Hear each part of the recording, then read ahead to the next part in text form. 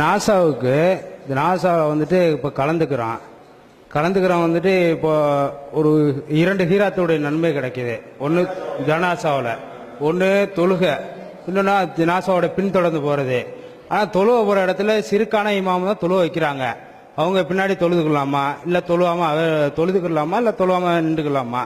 இதுக்கு கொஞ்சம் சொல்லலாம். அதாவது ஒரு மனிதர் இறந்து விட்டார்னு சொன்னா அவருடைய ஜனாசாவை பின்தொடர்ந்து ஒருத்தர் செல்வாரையானால் அவருக்கு 2 கீராத்து நன்மை கிடைக்கும்ங்கிறாங்க.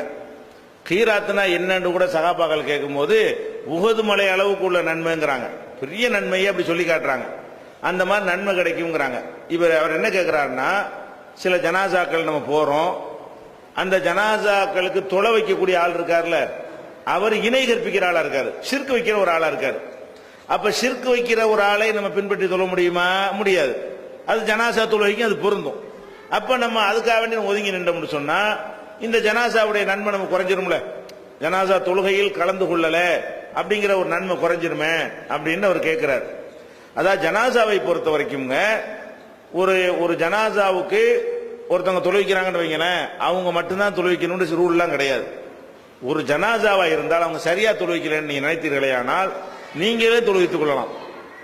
ஜனாசா தூக்குறதுக்கு முன்னாடி நினைச்சுக்கலாம். ஜனாசா தொழுகைக்கு பெரிய டைம்லாம் இருக்காது. பார்க்க போறீங்கல்ல, சிறுக்கு வைக்கிற ஆள் தான் தொழுவிப்பார்னு தெரிஞ்சீங்கன்னா ஜனாசா பார்க்க போறோம்ல, அங்க நின்று என்ன செய்ய வேண்டியது, ஒரு 2 நிமிஷம் தானே பார்த்துட்டு வரீங்களா, அங்கே ஜனாசா தொழுது வந்துட வேண்டியதுதான். இப்படித்தான் செய்வாங்கன்னு இருந்தா அந்த ஜனாசா தொழுகையில கலந்துகிட்ட நன்மையும் நம்ம கிடைச்சு போயிடும்.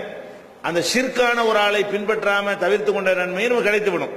அதனால ஒருத்தர் தவறாக அதை செய்யறாருங்கிறதுனால நமக்கு இழக்க வேண்டிய அவசியம் ஏற்படாது. அது எத்தனை தொழுகினாலும் நீங்க தொழுதுக்கலாம். அந்த ஜனாசா தொழுகையை தொழுகாத ஆள் தானே தொழுகிறோம். எதுக்கு நமக்கு பிரச்சனை வரும்னு கேட்டா, அடக்கிட்டாங்க அல்ல வேற ஒரு ஊர்ல ஜனாசா இறந்துட்டாரு, அவருக்கு நம்ம இங்க தொழுகிறது. அதுலதான் மார்க்கத்தில் சில சட்டங்கள் வருது. அதாவது ரசூல் ஸல்லல்லாஹு அலைஹி வஸல்லம் நினைஞ்சாங்க, நஜ்ஜாஷி மன்னருக்கு தொழுவிச்சாங்க. நஜ்ஜாஷிங்கிறவர் யாரு? அபிசீனியாவில் ஒரு மன்னராக இருந்தார். அவர் இறந்தது மதீனாவுக்கு வஹி மூலமா அவங்களுக்கு சொல்லப்படுகிறது. அப்ப அவங்க தொழுவும் போது முன்னாடி ஜனாசாவெல்லாம் கிடையாது, அவர் அங்கேயில இறந்திருக்காரு. அப்ப ரசூலுல்லாஹ் என்ன சொன்னாங்கன்னு கேட்டா, ஒருவருமே தொழுகை நடத்தாமல் ஒரு அடியார், நல்லடியார் அங்கே இறந்து விட்டார். அவர் இஸ்லாத்துக்கு வந்துட்டார் நஜ்ஜாஷி மன்னர். அதை ரகசியமா வச்சிருந்தார், வெளிப்படுத்தலைன்னா என்ன செஞ்சிருப்பாங்க? ஒரு இறந்தவன அந்த கிறிஸ்துவ நாடு தானே, கிறிஸ்துவ முறைப்படி அவர் அடக்கம் பண்ணிருப்பாங்க.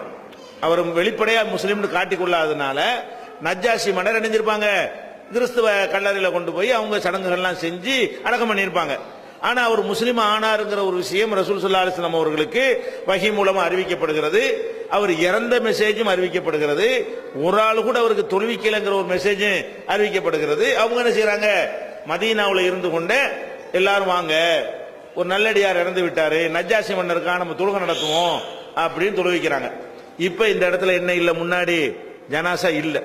இந்த ஜனாசா இல்லாம தொழுவிக்கிறது, இந்த காயிப் ஜனாசான்னு என்ன செய்யறாங்க, எங்கேயோ இறந்த ஆளுக்கு எங்க தொழுகைலாம் நடந்திருக்கும், இங்கே உட்கார்ந்து என்ன செய்யறாங்க, இன்னொரு ஜனாசா நடத்திட்டு இருக்கிறாங்க. அது தவறு. அந்த மாதிரி செய்வது இருக்கு மார்க்கத்தில். ஏன் ரசூல் ஸல்லல்லாஹு அலைஹி வஸல்லம் காரணத்தை சொல்லிட்டாங்க, ஒருவருமே தொழுகை நடத்தல, அப்ப நம்ம நடத்தி தான் ஆகணும் அப்படின்னு காரணம். தொழுகை நடத்திருந்தா நடத்திருப்பாங்களா? எத்தனை ஊர்கள் எத்தனை பேர் இறந்து பேர் 50 பேருக்கு நடத்தினாங்களா?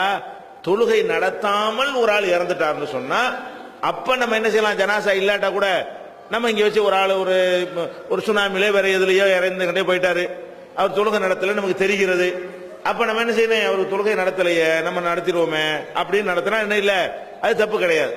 இந்த ஹதீஸ்ல இருந்து நீங்க சொன்ன கேள்விக்கும் கூட விடையாயிரும். இப்ப ஷிர்கான ஒரு இமாம் தொழுகை நடத்துறான்னு வைங்க, அப்ப தொழுகை நடத்தலன்னு அர்த்தம். அதுக்கு ஷிர்கான இமாம் நடத்த தொழுகை இல்லை தானே, அப்ப அவர் தொழுகை இல்லாம தான் அடக்கம் செய்யப்படுறாரு. அப்ப நம்ம தொழுகிற கடமை நமக்கு தானால வந்தது, அனுமதிக்கப்பட்டது மட்டும் வராது. இதுல கடமையே உங்களுக்கு வரும். எப்படி வந்துறேன், இது ஷிர்கானால தொழுவிக்கிறாரு, இந்த மையத்துக்கு ஒன்றும் கிடைக்காது. இப்ப இது தொழுகையே இல்லை, இவர் தொழுகை செல்லவும் செய்யாது. அப்ப பின்பற்றி தொழுது அம்புட்டு வீணாகி போயிடுச்சு. அப்ப நம்மளை பொறுத்த வரைக்கும் என்னது, இந்த மையத்துக்கு ஜனாசா தொழுகை நடத்தல என்ன செய்யலாம், நடத்தணும். என்ன செய்யணும், நடத்தணும். அப்ப அந்த மாதிரி ஒரு நேரம் வறுமையானால் அது தனியாக நீங்க நடத்தி கொள்ளலாம். அது அவங்க பெரிய பிரச்சனை கெடுபிடி பண்றாங்க, நடத்தக்கூடாதுன்னா நஜ்ஜாஷி மன்னர் செஞ்ச மாதிரி காயிபா நடத்திட்டு போங்க. ஷிர்கான ஆட்களை வச்சு தொழுதாங்கன்னு சொன்னா நீ அங்க வச்சு பண்ணிக்கடா, நான் இங்க வச்சு ரசூலுல்லாஹ் செஞ்ச மாதிரி என்ன செய்வோம், அந்த தொழுகையை நாங்க இங்க இருந்து நாங்க செய்வோம். ஒரு ஊர்ல சில ஊர்கள் இப்படி கெடுபிடிலாம் பண்ணுவாங்க, ஜனாசா கிட்ட வரக்கூடாது, உடை பார்க்க விட மாட்டேங்கிறாங்க. அப்ப நம்ம என்ன செய்யறோம், அந்த ஜனாசா நல்ல தௌஹீதான ஒரு ஆள் வைங்க, அவருக்கு நம்முடைய துஆவெல்லாம் சேரணும்னு நினைச்சோமே. ஆனால் அவங்க பாட்டுக்கு அங்க செஞ்சுட்டு இருக்கு, நம்ம பாட்டு இங்க உட்காந்து செஞ்சுட்டு என்ன செய்வோம், ரசூல் ஸல்லல்லாஹு அலைஹி அந்த அந்த மனசுல நீயத்தை வைத்துக் கொண்டு ஒரு தொழுகை நடத்தப்படாமல் ஒருத்தர் கொண்டே அடக்க பாக்குறாங்க, அது நடந்தாலும் அதுக்கு தொழுகை இல்ல, அதனால நாங்க முறையா தொழுகை நடத்துறோம் அப்படிங்கிற மனசுல வைத்துக் கொண்டு தொழுதால் அப்ப நன்மை என்ன செய்யறேன், கடமை செஞ்சதாமா நன்மையும் கிடைச்சு போயிடும். அவ்வளவுதான்.